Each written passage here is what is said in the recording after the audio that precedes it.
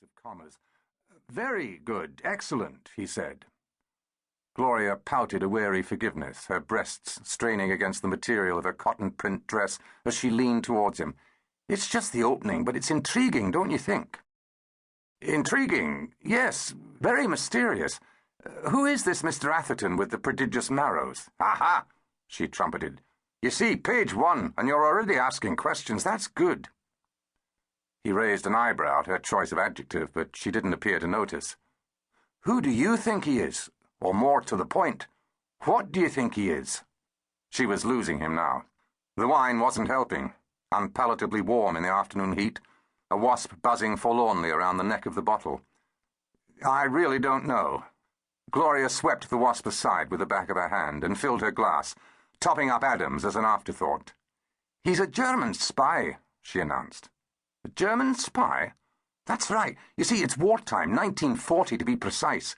And while the Battle of Britain rages in the skies above a small Hampshire village, an altogether different battle is about to unfold on the ground. As above, so below." Were they really quoting Hermes Trismegistus at each other over this? "I think it was Kent," said Adam. "Kent? The Battle of Britain, Kent and a bit of Sussex, not Hampshire." This news was clearly something of a blow to Gloria. "Well, maybe some of the planes, I don't know, went astray or something." Adam looked doubtful. "Damn," said Gloria. "I wanted dogfights in the sky." "Then move it to Kent. It has to be Hampshire." "Why?" He regretted the question almost immediately. "Because it's all about a secret submarine base in Portsmouth Harbour." Was this really where 2 years of English literature studies had led her?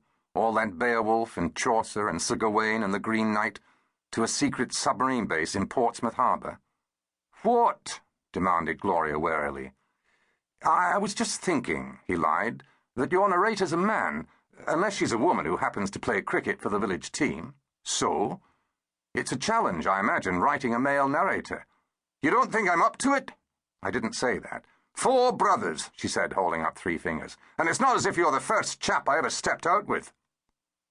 This was a truth she liked to assert from time to time, dishing out unsavory details to drive home her point, although she was too angry for that right now.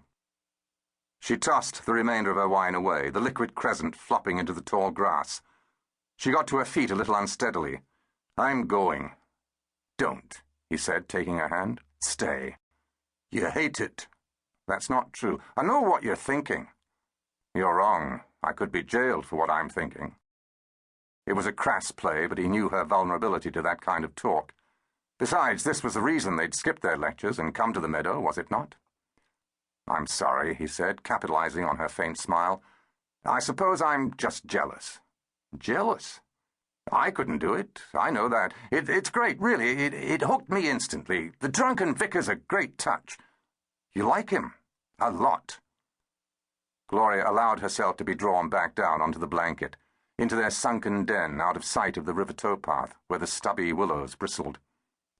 His fingers charted a lazy yet determined course along the inside of her dove-white thigh, the flesh warm and yielding like new dough. She leaned toward him and kissed him, forcing her tongue between his lips. He tasted the cheap white wine and felt himself stir under her touch. His hand moved to her breasts, his thumb brushing over her nipples the way she liked it. Sexual favors in return for blanket praise. Was it really that simple? He checked his thoughts, guilty that his mind was straying from the matter at hand. He needn't have worried. "You know," said Gloria, breaking free and drawing breath, "Hampshire it is. Screw the Battle of Britain." The note was waiting for him in his pigeonhole when he returned to college. He recognized the handwriting immediately. It was the same barely legible scrawl that adorned his weekly essays.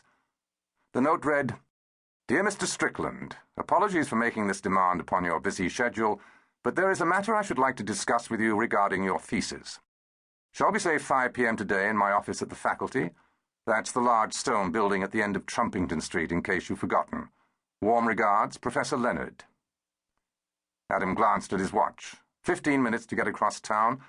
The bath would have to wait. Professor Crispin Leonard was something of an institution, not just within the faculty, but the university as a whole. Although well into his 70s, he was quite unlike his elderly peers.